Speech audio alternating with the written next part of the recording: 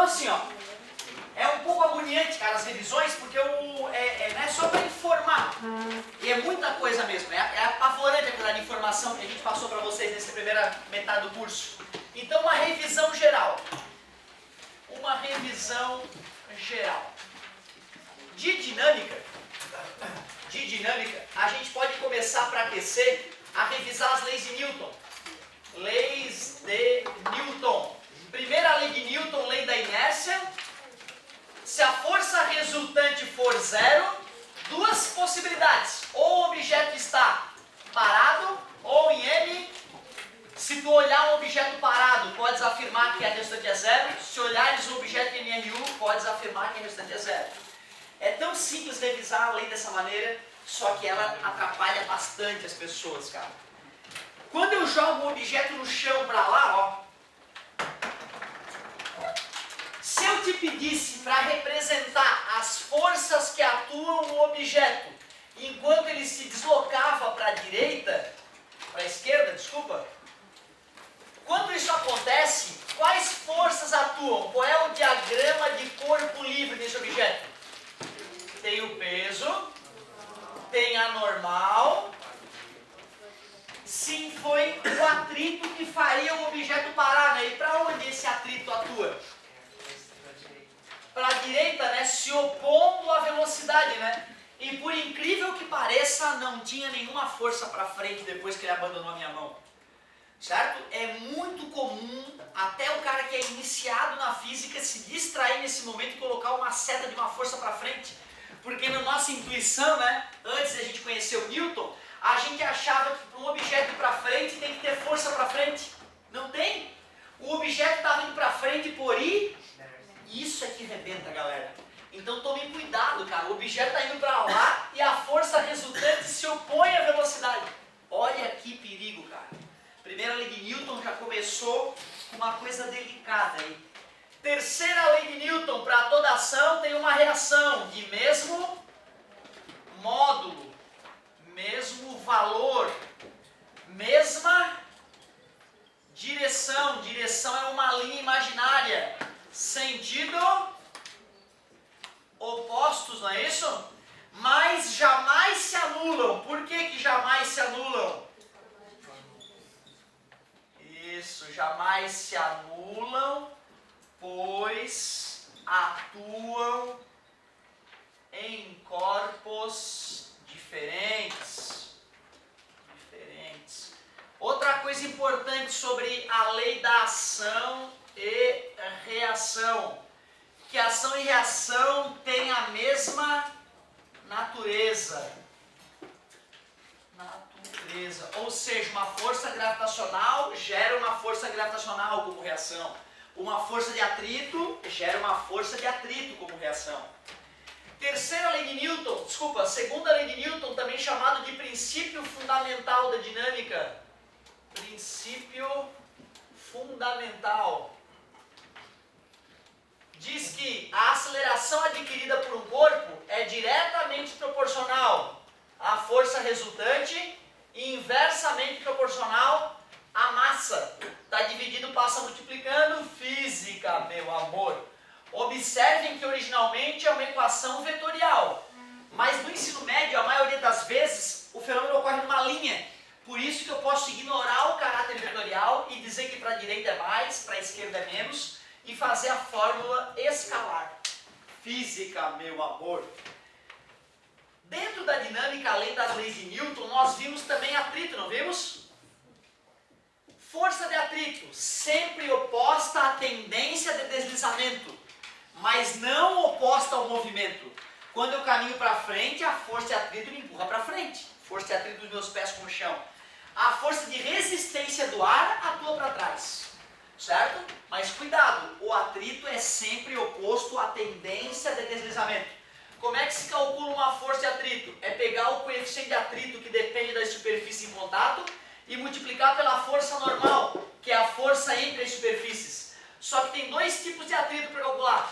O atrito dinâmico ou cinético, que é aquele que ocorre quando está deslizando, e a força de atrito estática máxima, que é a máxima força que o objeto pode suportar antes de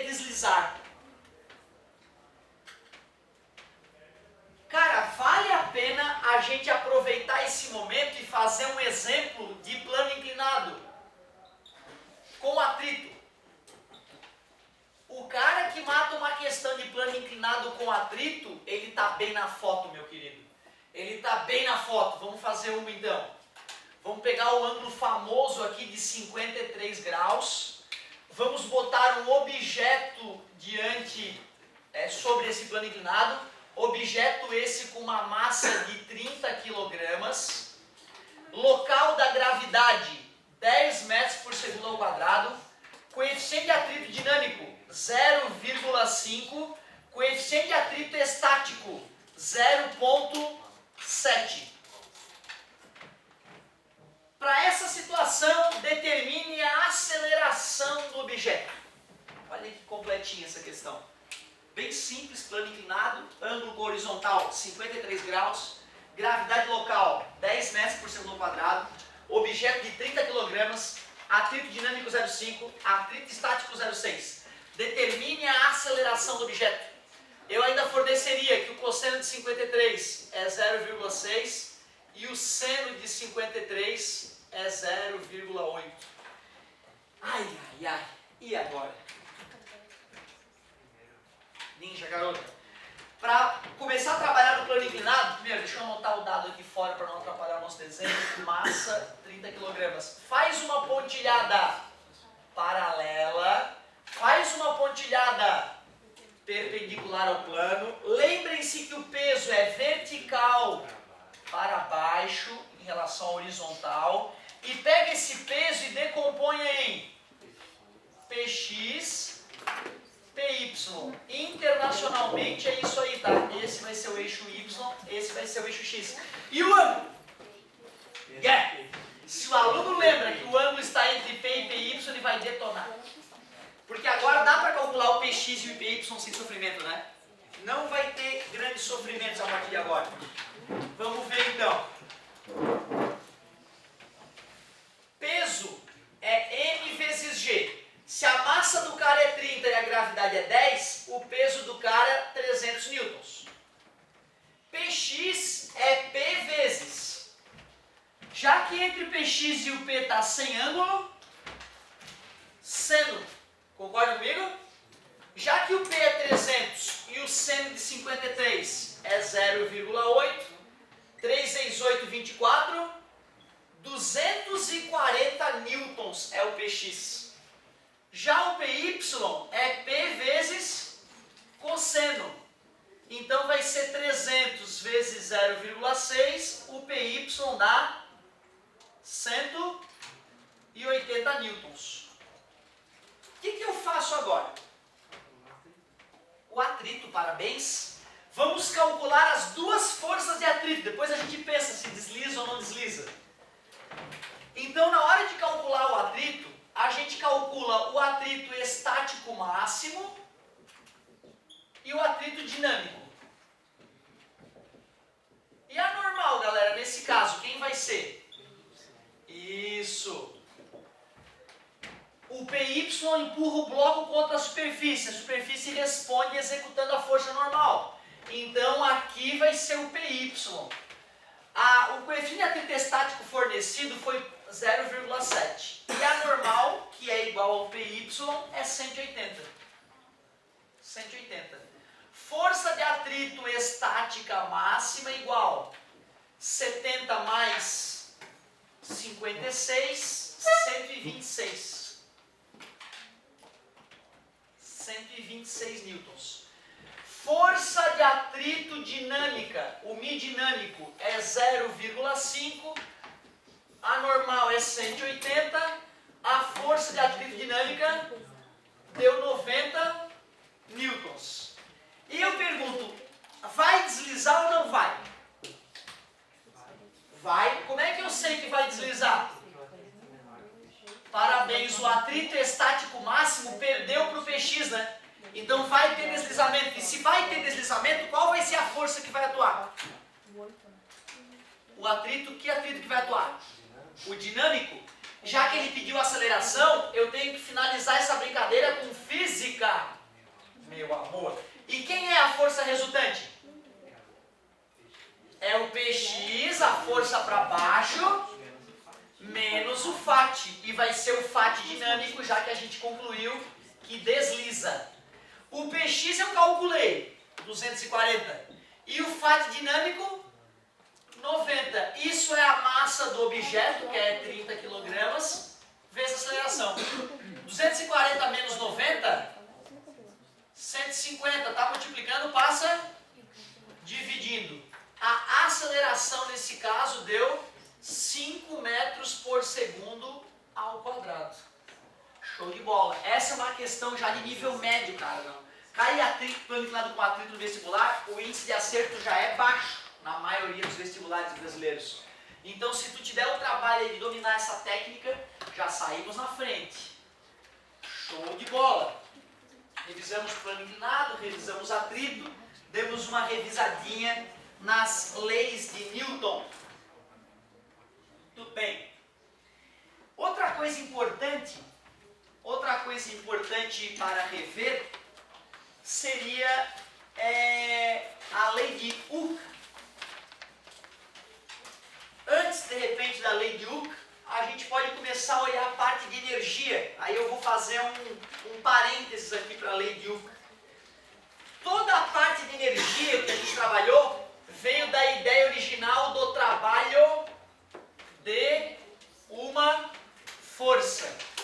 Não se esqueçam que aqui na física a palavra trabalho lembra um nome feio aqui, né, na nossa região. Energia. Sacanagem. Boa. Essa concorrência. É que meus alunos de lá não assistam isso, né? Lá na nossa região até que é bonitinho esse nome, aqui que não presta. Então, ó, energia, certo? Trabalho é energia, são sinônimos na física. Se eu pego um objeto, faço uma certa força nesse objeto e faço ele se deslocar para frente, uma certa distância d, nós poderíamos decompor essa força em Fx, conhecendo o ângulo, e poderíamos calcular o trabalho como F multiplicado pelo deslocamento. Mas a parcela da força F que desloca o objeto é o Fx. Por isso que fica Fx vezes deslocamento. E o Fx é força vezes cosseno. Por isso que o trabalho da força fica essa formulazinha bonitinha aqui. Só que essa fórmula ela é limitada. Só serve para a força constante. Se a força for variável, a fórmula vira lixo. Análise dimensional. Força é Newton, deslocamento é metro, e Newton multiplicado por metro nós chamamos de Joule, a unidade de energia do sistema internacional. Tá, professor, deixa eu ver se eu entendi. Os caras não podem me pedir para calcular o trabalho de uma força variável? Pode sim. Só que para calcular o trabalho de uma força variável, eu vou ter que fazer um gráfico. Força versus deslocamento. E eu calculo o que desse gráfico? A área, parabéns, meus queridos. Se eu calculo a área do gráfico força versus deslocamento, esta área é numericamente igual ao trabalho. Eu digo numericamente igual porque pode ser positivo ou negativo. Se a força atua no mesmo sentido do deslocamento, esse trabalho é dito motor, é positivo e entrega energia. Se a força atua no sentido oposto ao deslocamento, esse trabalho é dito resistente e ele é negativo. E ele poderia ser nulo também, né? Quais são os fatores que tornam o trabalho nulo? Tem 3 maneiras do trabalho se anular. Claro, eu posso ter força zero, que gera trabalho zero. Eu posso ter deslocamento zero, aplicar uma força no objeto que não se desloca. Ah, professor, então quer dizer que tu não está gastando energia? Não, meu corpo está gastando energia, mas eu não estou transferindo essa energia para o objeto. Certo?